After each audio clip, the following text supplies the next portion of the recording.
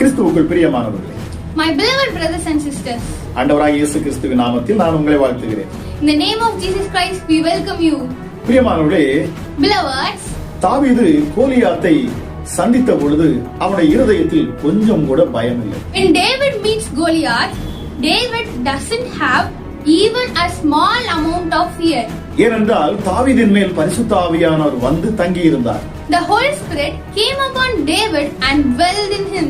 ஆக பிரியமானவர்களே, பரிசுத்த ஆவியானவர் உங்களிடத்தில் வருகிற பொழுது நீங்கள் பலனடைவீர்கள், தைரியப்படுவீர்கள் என்று வேதத்தில் நாம் பார்க்கிறோம். So, when Holy Spirit comes upon you, you will become bold and strong. We see that in Bible. இப்பொழுது பிரியமானவர்களே, தாவீது கோலியாத்தை எதிர்கொள்ளுகிற பொழுது ஒரு அற்புதமான ஒரு வார்த்தையை சொல்லுகிறான். Now, my beloveds, when David meets Goliath, David is saying some amazing words. அவன் சொல்லுகிறான், நீ பட்டயத்தோடும் கேடகத்தோடும் ஈட்டியோடும் என்னிடத்தில் வருகிறாய். He is saying, you are coming to me with a spear, a sword and a javelin. ஆனால் நான் எப்படி வருகிறேன் தெரியுமா?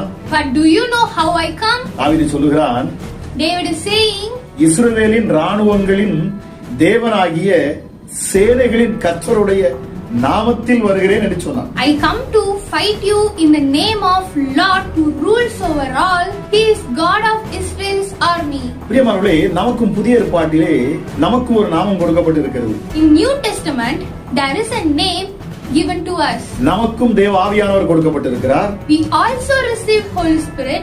நமக்கும் ஒரு நாமம் கொடுக்கப்பட்டிருக்கிறது. We also have a name. இந்த நாமத்தை நீங்கள் சொல்லுகிற பொழுது When you say this name, உங்கள் முன்னாடி நிற்கும் எப்படிப்பட்ட கோலியாத்தும் எழுந்து போவான். உங்களுக்கு முன்பாக எத்தனை கோலியாத்துகள் எழுந்து வந்தாலும் அவர்கள் இந்த நாமத்தில் விழுந்து போவார்கள். those who stand in front of you like Goliath, they will be fall down in this name. அதுதான் இயேசு என்கிற நாமம். That is the name of Jesus Christ.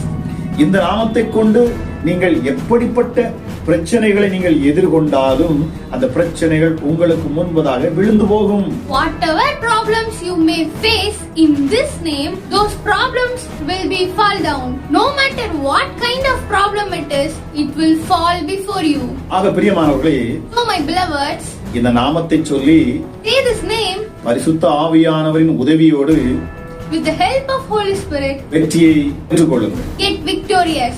வெற்றியை பெற்றுக்கொள்ளுங்கள். Get victorious. இயேசுவின் நாமத்தில் In the name of Jesus. பரிசுத்த ஆவியானவருடைய துணையோடு With the help of Holy Spirit. கர்த்தர் உங்களை ஆசீர்வதிப்பாராக. May God bless you.